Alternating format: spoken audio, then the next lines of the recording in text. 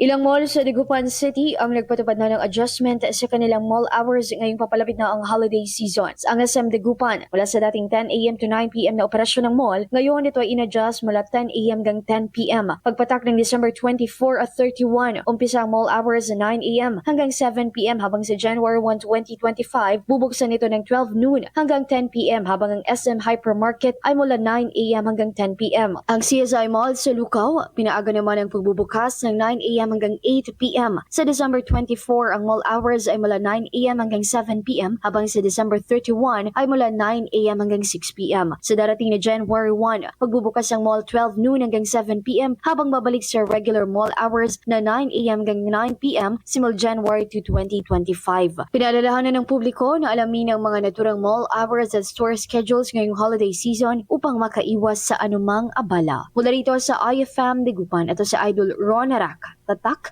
IFM. IFM News. IFM News. IFM News.